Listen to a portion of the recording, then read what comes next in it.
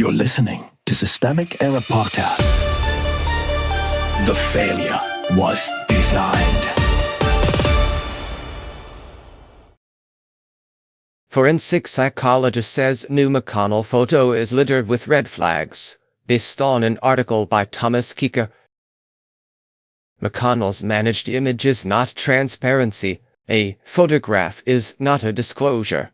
The source offers a simple fact pattern wrapped in a swamp of speculation. Mitch McConnell's office released another photo, said he is still recovering at home after a mid-June hospitalization, and declined to give the public much else. That vacuum has invited conspiracy theories and a round of body language theater from a psychologist reading the image for red flags.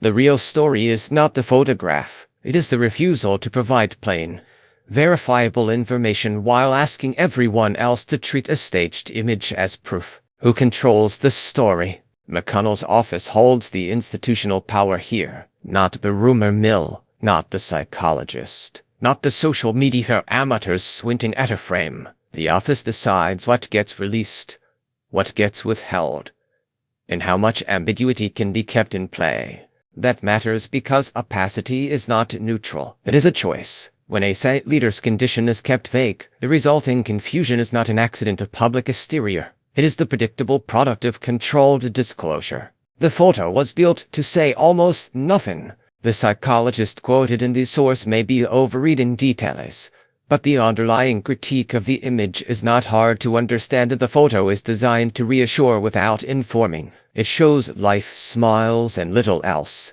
That is not transparency. It is damage control. If an office wants to stop speculation, it does not feed the public a carefully cropped reassurance and then act shocked when people notice the gaps. It gives concrete updates. The absence of that basic discipline is what turns a health matter into a political fog machine. Misdirection as institutional habit.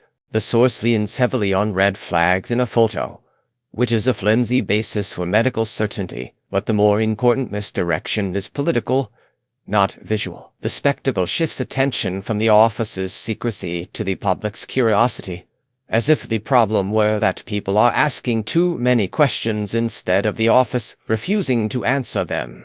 That is the old trick. Withhold information, then blame the confusion on the audience. The conspiracy theories mentioned in the source did not materialize in a vacuum. They grew in the space created by non-disclosure. When the institutions conceal basic facts, they do not eliminate suspicion. They manufacture it. A Senate seat is not just a backdrop.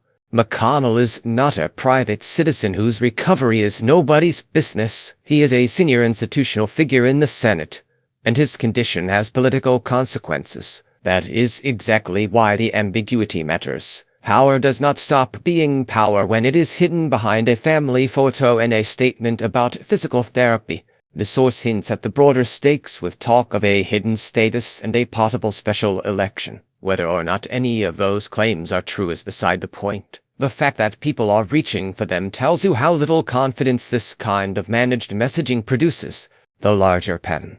This is what elite political accountability looks like in decline: tightly controlled visuals, sparse statements, and a surrounding culture trained to accept fragments instead of facts. The problem is not just that one senator's office is opaque. The problem is that American political institutions increasingly treat opacity as a right and candor as a threat. That is how power protects itself, not by persuading the public, but by starving it of information and calling the resulting confusion normal.